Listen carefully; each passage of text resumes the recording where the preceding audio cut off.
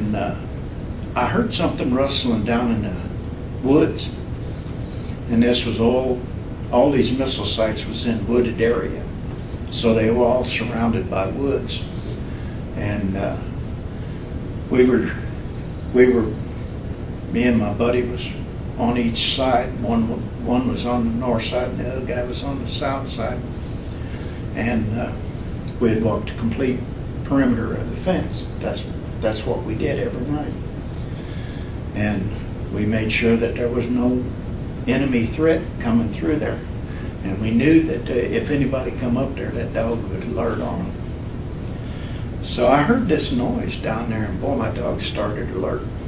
He started chomping at the bit. Boy, he was bucking, and I was saying, come on, let's go see what it is.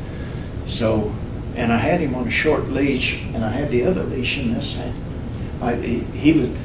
The bad thing about it was I had him on a 12-foot leash. If I had him on a 6-foot leash, I could have handled him one-handed. Mm-hmm. But we'd get out there and we'd let them walk off anywhere they wanted to walk, when we was on post. Mm-hmm. And we usually used a 12-foot leash. And I had him on that 12-foot leash, and I had him caught up in my my left hand, and I had my leash. Always walked with the leash in my right hand. Had it down over my hand, so if he ever tried to get away from me, he'd have to pull my arm off to get away from me. Not that he probably couldn't have done that, but he was really going wild. There was something down there in them woods, and I thought, oh man, they got somebody out here trying to act stupid, wanting to challenge us or do something like that, because they was always doing that kind of stuff. They'd come out there and see how secure the area was, So I'm walking down through there, and the closer we get, the more we hear this voice, just like somebody in there tearing up the woods. And I thought, oh man, what is this? So we got down there, and I guess I was about as far away from here to the next room down from us. And boy, all of a sudden this thing come out of the woods, and it was a wild boar. Oh God. And I didn't know what it was until I actually saw him come out on the run on the path that we had there. And he come at both of us. He caught me in the leg, ripped my fatigues open, and he caught that dog underneath his ribs and ripped him open. And he actually turned that dog over in the air, and the dog landed on his back. And that dog went nuts. And all this time I was trying to reach for my gun. I couldn't get my gun because I had to keep the dog under control. Right. So there was no way I could get to a gun to shoot it. Right. And so I'm fighting with this dog, and he's trying to pull me in the woods because the boar run through there, and then he went right back into the woods again.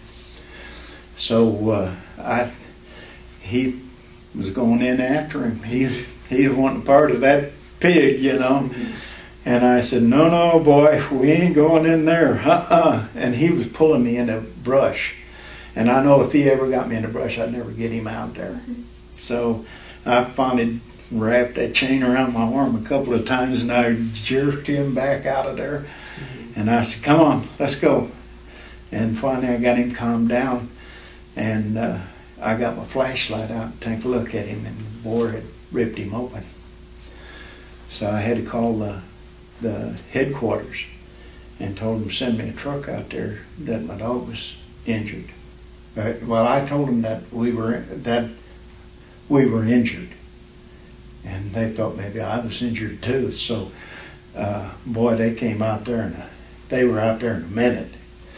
And the flight sergeant come out there with a pickup truck, and he said, "What the hell's going on?"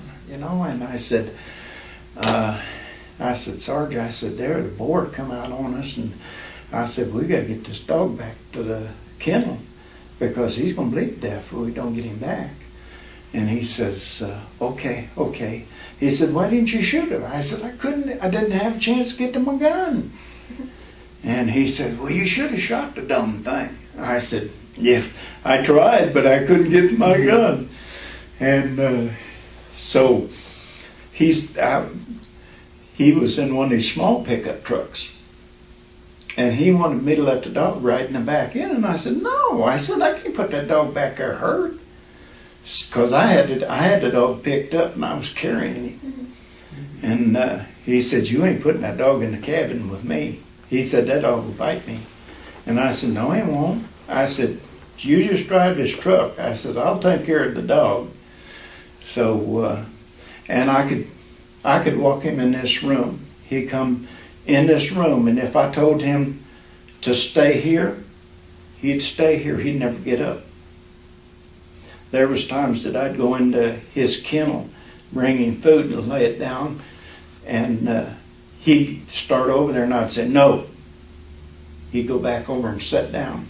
And until I told him he could eat that food, he wouldn't touch that food. So I had him trained well. So we took him in, and of course the veterinarian was there, and he stitched him up, and he says, you're going to have to use one of the kennel dogs. And them kennel dogs were useless. I mean, you could work a kennel dog. They wouldn't bite nobody. Right. And it was just for show.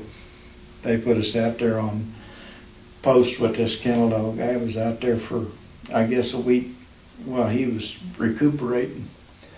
But that was one of the funny stories, that I was too dumb to get to my gun, and the dog and I both got